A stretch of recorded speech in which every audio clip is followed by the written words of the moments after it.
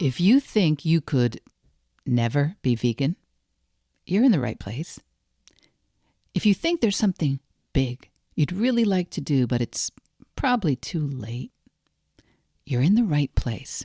My name's Michelle Olander, and I think there has never been a more important time to move in a vegan direction. So I'm here every week to cheer you on and offer you actionable tips and strategies and ideas as you veg your best.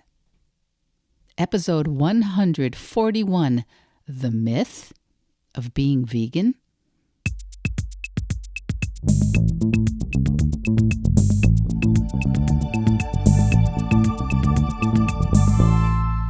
Okay, my Veg Your Besties, welcome back. Welcome back. I've been getting a lot of messages and questions from some of the folks who reached out to me over on Instagram and said they wanted to do some of the Veg Your Best coaching methods over email, it's a new thing that I've been doing as I try and develop an online course for the future.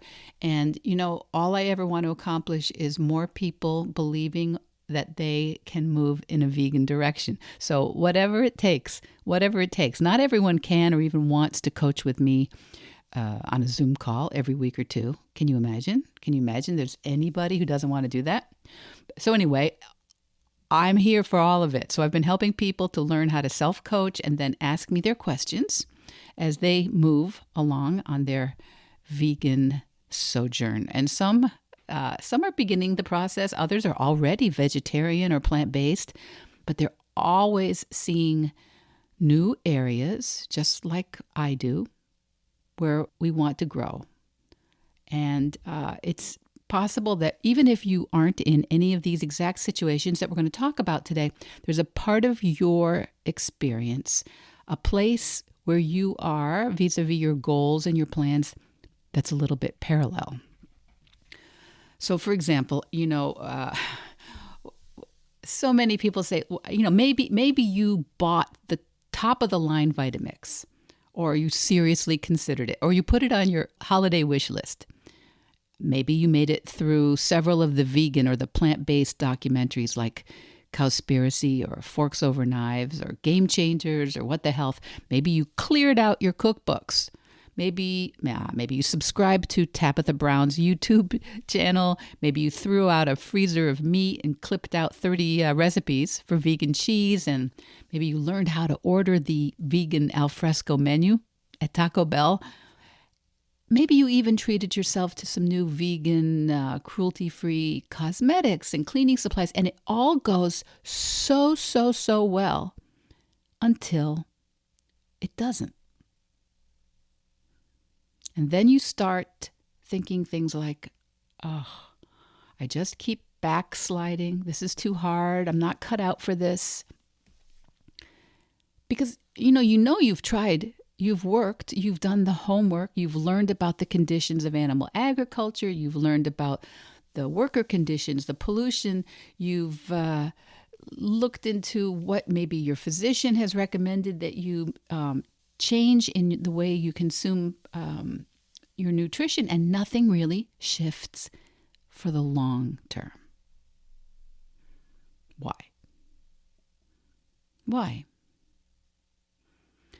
In my experience, as a coach, as a friend, as a human being, the answer is almost always hiding behind two tiny words: I am. I am overwhelmed. I'm undisciplined. I'm confused. I'm disorganized. I'm afraid of asking for things. I am someone who doesn't want to start a problem. I'm a starter. I'm not a finisher. I'm too old, unsupported. I'm bad at planning. I'm ADHD. I'm a foodie. I'm a dilettante. I'm not ready. I am. There is so much chatter going on in most of our brains. I am. And you know what I am? Me, Michelle, I am not kidding. I'm not kidding when I tell you that these two tiny words literally have the power to create the trajectory of your life. I am. So it's so important. It's so important to start today. The minute you hear me saying this, you've probably heard something like this in the past before. Remind yourself to stay so aware of when you are saying those words, I am. Even when you're alone or in the shower or saying them inside your head where no one else can hear it. I am. Start saying it right now. What do you usually say immediately after? I am so what? How do you tend to finish that sentence when especially when you're struggling a little or a lot, or when you're dealing with something challenging and new? Because we all do it, but it is seriously much easier to see in other people, right? I'm sure you'd agree. Have you ever seen a young person say something like, I'm bad at math. I'm a klutz. I'm not really creative. I'm not popular. Well, as a coach, I see it constantly in adults who are just little kids in bigger bodies. And when I hear it, it breaks my heart. It breaks my heart just like when I hear a child say something like that. I am mediocre. I am a disappointment. Look for it this week. I'm going to ask you to look for it in yourself this week and catch yourself as soon as you can, because it is like a spell. It is like a brainwashing exercise. I am. So many of us were taught not to say, super powerfully self-aggrandizing things after the word I am. I am beautiful. I am fabulous. I am brilliant. I am hardworking. I am. A lot of us feel like, to be actually reasonable, to be socially acceptable, I need to pay attention more to where I need to do more work. I am. As you catch yourself saying I am and filling in the sentence with what's wrong with you, with what's limited about you, with what isn't suited in you to the situation you find yourself in. Maybe you're creating an I am sentence like, I'm always dropping the ball, or I am exhausted. I am overburdened. I am disappointed by where I find myself. I'm always doing everything myself. If that I am messaging is in the background, listen, no Vitamix, no cookbook, no smoothie, no plant-based meal plan, no tofu recipe. Nothing is going to be able to overcompensate for an identity that you are conjuring with those thoughts. It's a simple, tiny shift, but a profound one. And once you start this practice of paying attention to your I am messaging, I think you're going to see you cannot efficiently and effectively act in a new way with an old identity. Not for long anyway. And that's why so many of my clients come to me, because they're throwing their hands up. They have made changes. Often they made them all on their own, but those changes didn't stick. And when they tell me about it, they look at that fact that they used to be vegan, or they used to be vegetarian, or they were choosing to limit or eliminate animal products in terms of their nutrition. They were doing it and they dropped it. And they tell me about it as if, look, see, this is evidence of what's wrong with me.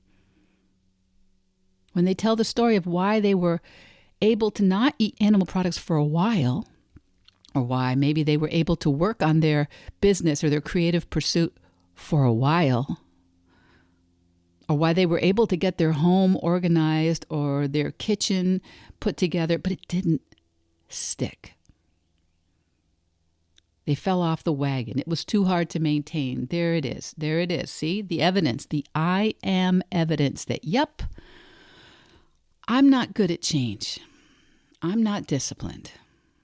I'm in the wrong place. I'm just not someone who can be vegan. And sometimes this has happened, several times, maybe more. They've started to say new things.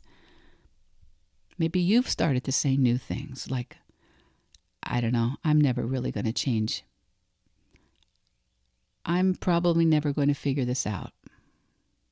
I'm never going to get what I want. I'm never going to be who it is I thought I would be. I am.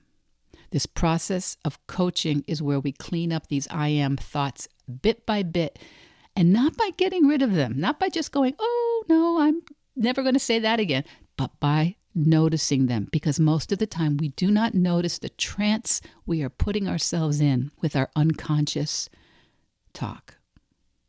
By not letting that program just run unchecked, unmonitored, and unchallenged, we can make much bigger changes and do it in a much more compassionate way, not in a way of white knuckling and grinding through to be different.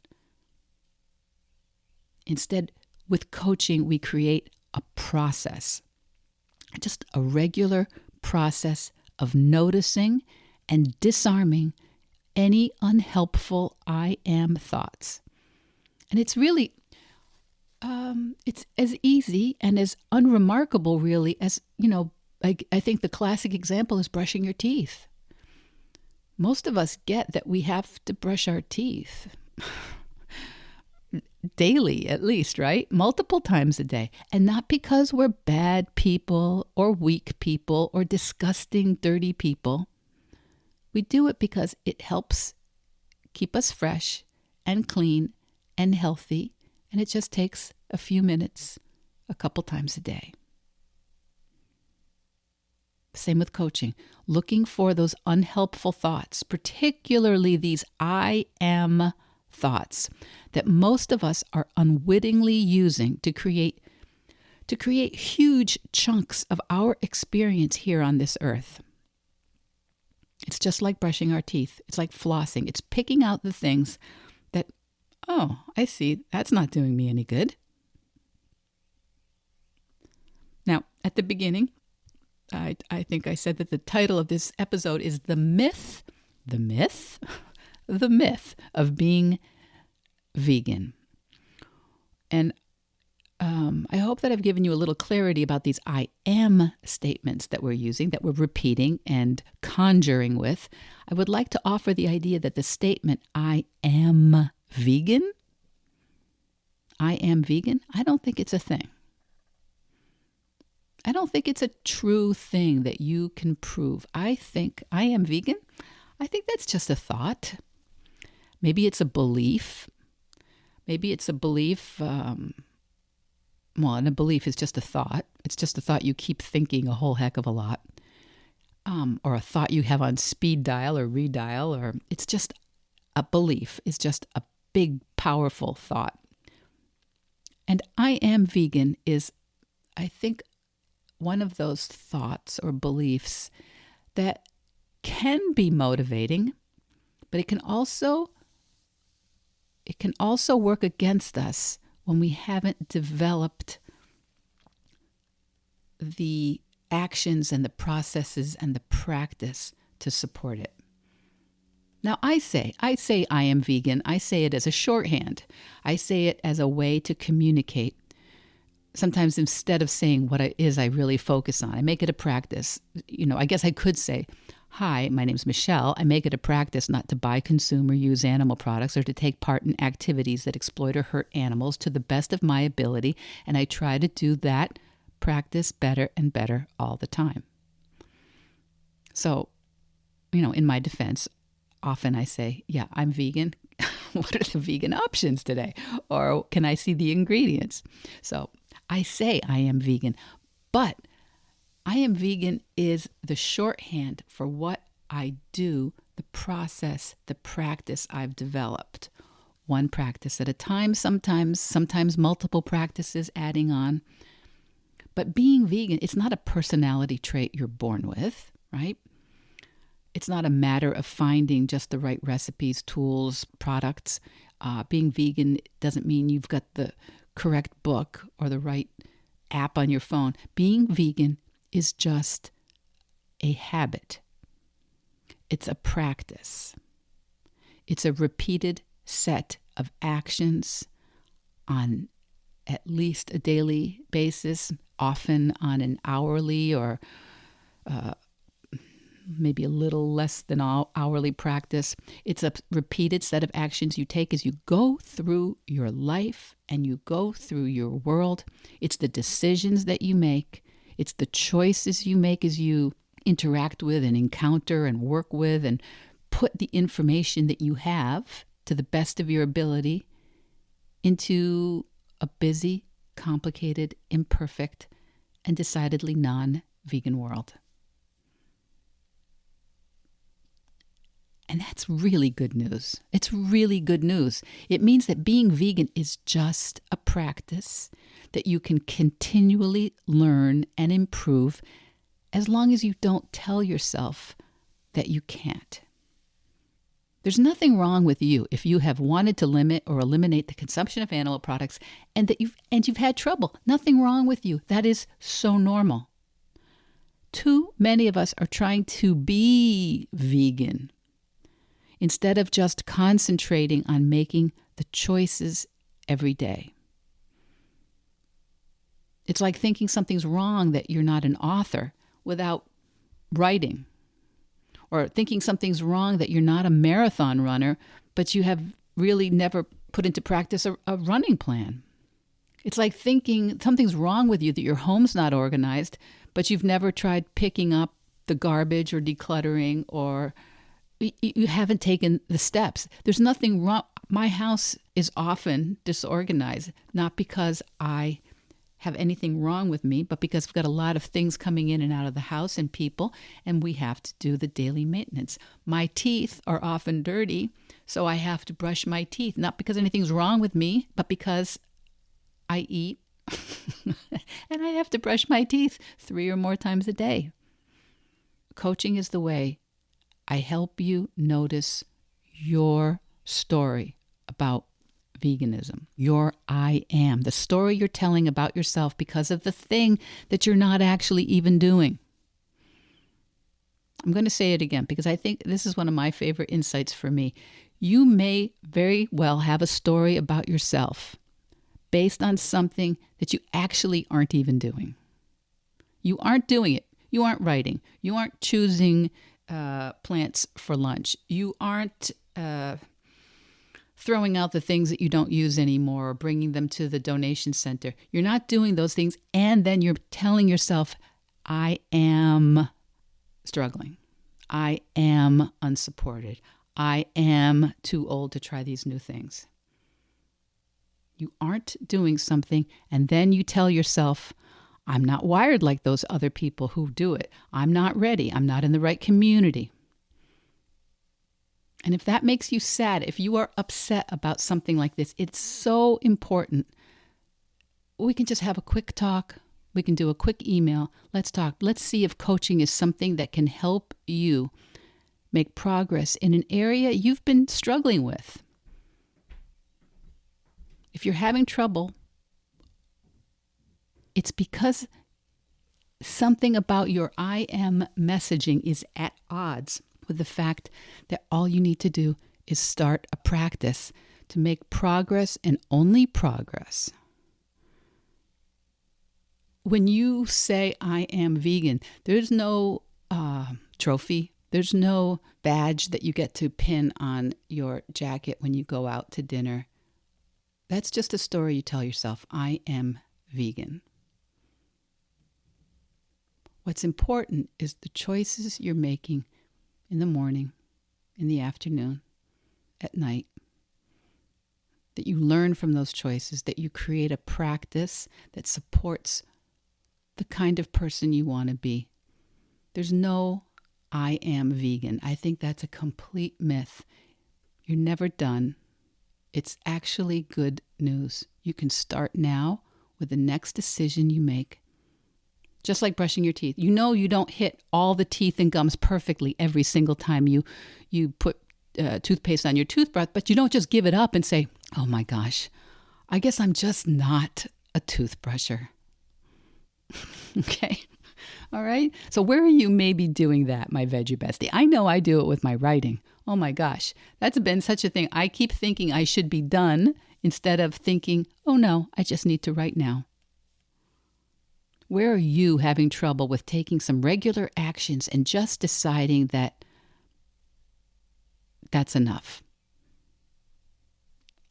You can break through all these problems in almost an instant by just concentrating on the next breath, the next choice, the next action. So let's talk right away. Let's talk right away so you can start making progress right away and start cleaning up any of those unhelpful I am statements in your life. I'm the same person. I am the same person as I was 10 years ago. But these days I have a consistent practice of making vegan choices. And as I learn new and important ways of making those choices, I start to incorporate those choices. And I think learning to make vegan choices, to create a vegan practice, I think it's important. I think it's so important that it's why I show up here every single week.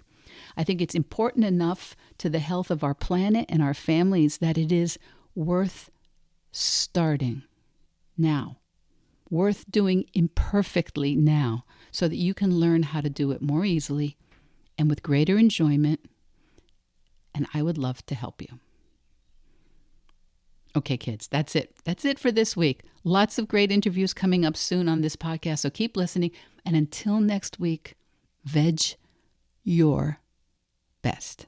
Veg Your Best podcast production, music, and editing by Charlie Weinshank. Thanks, Charlie. Before you go, it would mean so much to me and the Veg Your Best team if you would hit subscribe, leave us a 5-star review, or share with someone you think might be interested. Something about algorithms, it helps bump us up a little in the rankings, and that's the best way to help others find the podcast and for us to find our audience.